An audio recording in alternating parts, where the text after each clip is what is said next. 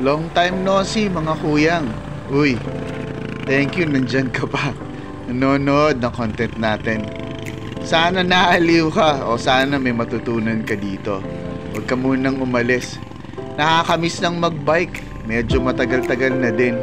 Halos 1 buwan na yung huli nating ride. Pero sana hindi na nakalimutan ng katawan natin tong lugar na to.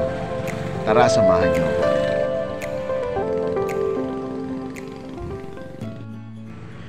Nararamdaman mo din ba to, kuyang? Medyo nakakapagod na yung mga nakikita ko sa social media. Hindi ko maiwasang bitawan yung cellphone. Madalas yung mga balita na gusto kong makita, gamit yung cellphone, dun ko tinitingnan. Pero parang minsan nakakasawa din. Basta na lang magbabike, ganito pa po niya.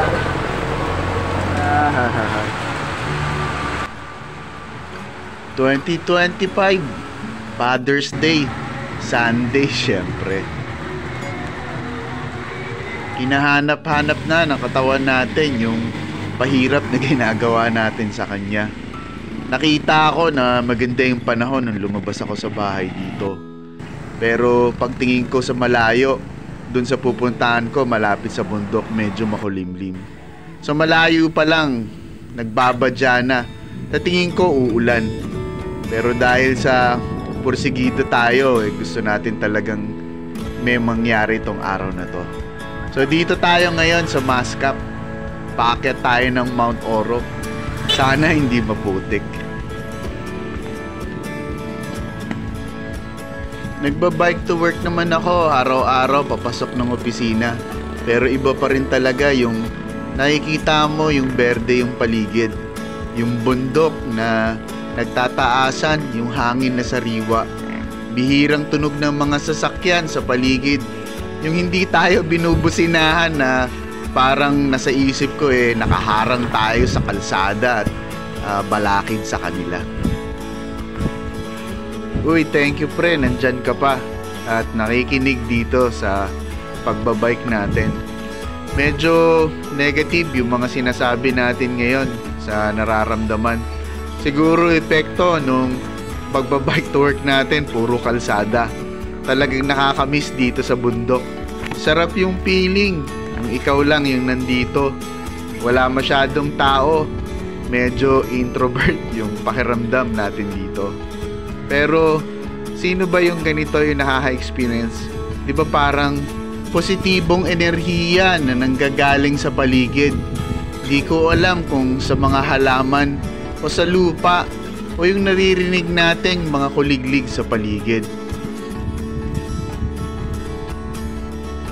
Huwag kang magugulat sa makikita mo habang umaakyat ka kung mag-isa ka umaakyat dito sa Makaingalan, papunta ng Mount Oro. Mga Station of the Cross yan, kaya maraming krus dyan. So huwag kang satanista. Hindi yung katulad nung nasabay ko nung nandun ako sa ibabaw. Tinatakot niya yung kasama niya na may para daw siyang nakita. Nakaputi, nagdadasal sa gilid. Biruin mo, 10 oras ang gabi mag-isa nagdadasal. Takot na takot tuloy yung kasama niya. Ang lakas mag-trip, di ba? Kompleto ang dala ko ngayong araw na to. Magluluto-lutuan ako. Medyo matagal na yung huli nating ginawa ito. Dati, nung pre-pandemic pa ata yun. Doon tayo sa may Kabuuan. Bahagyang hindi tayo nauulanan. May positive pa rin kahit pa paano. Alam ko hindi tayo matutuloy ngayong araw na to. Pero grabe. Ang hirap ng proseso bago natin nagawa. Talagang sobrang bigat. Parang may hollow blocks na nakapatong sa dibdib natin. Pero ito, sarap.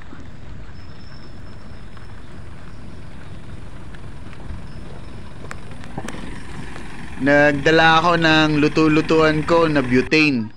Tapos may lutong ulam na rin tayo. Yan na yung ulan. Pero konti na lang. Yung liko na yan, yan na yung Mount Oro. Overlooking yung Puray. Mount Ayaas.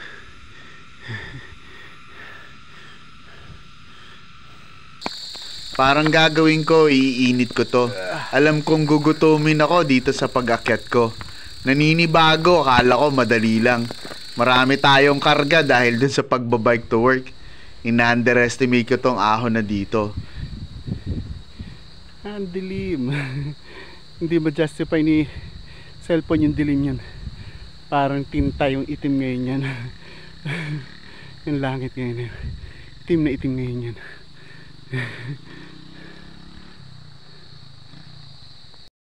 Pasalamat ako, walang araw nitong araw na to, kundi tunaw. Pero ready naman tayo.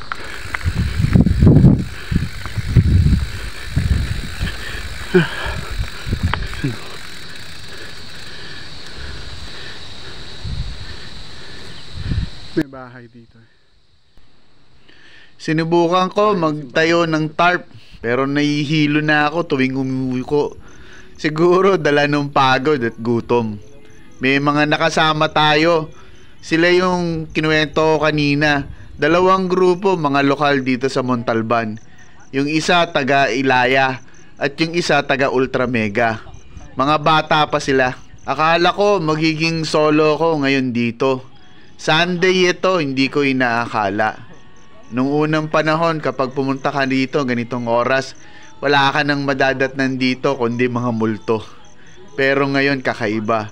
Maya-maya may pangatlong magsyota na dumating. Nakamotor sila. May dalang mga tent. Duda ko mag-overnight sila. Yung unang grupo na nakasama ko dito, tanga Ilaya. 2 bata mukhang magsyota. Lalaki. Minom. Iba yung tawanan nila.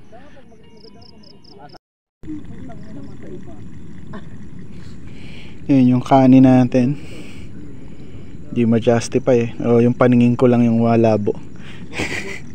Gusto yung view natin, no? So, what's up? So may kasama tayo.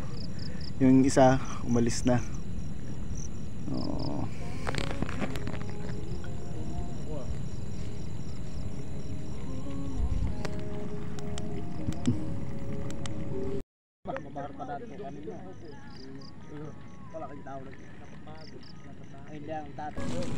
Excuse po, kain po tayo.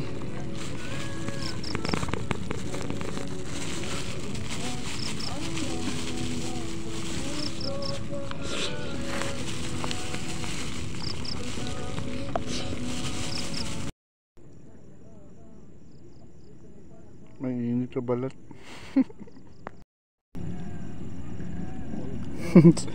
Konti na lang yung ulam ko. 2 kanin yung binili ko kanina. Oh.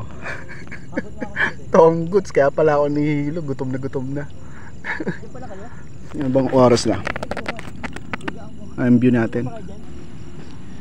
Madami na tayong napapansin ngayong panahon na to gamit ang ating cellphone. Maraming positibo at negatibo na nangyayari sa paligid natin.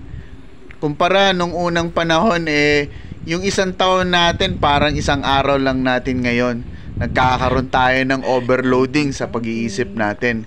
Nakakalimutan natin yung mga simpleng bagay na ginagawa natin nung unang panahon.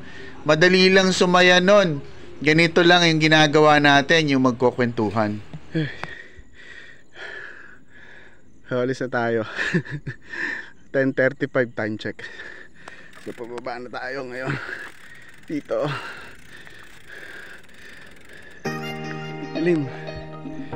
Okay, yung ilaw na lang. Habang bumababa ako dito, bigla akong napaisip at naalala ko yung nakita ko kaninang mga grupo sa Mount Oro. Parteng baba na tayo. Nandito na tayo sa semento. So 2 ilaw natin, isang headset. Ay, meow. Ay, gano. Campsite din yun eh.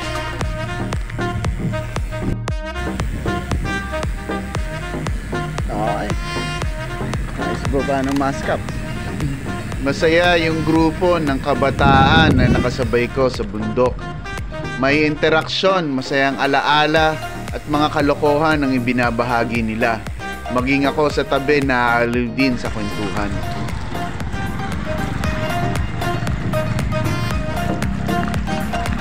Putek. Ay, yun na tayo sa Metolay 7-Eleven. Maraming salamat kung nandito ka pa at nanonood ng video natin. Maraming salamat sa iyong tulong, sa maliit na tulong na to. Hindi pala maliit, malaking tulong na to. Talagang nagkakaroon tayo ng halaga kay YouTube. Okay, hanggang sa muli. Sana sa susunod daw at samahan nyo uli ako. Maraming salamat. Babush!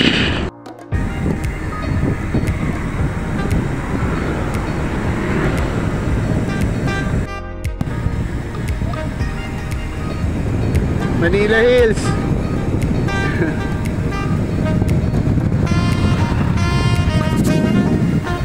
Manila Hills.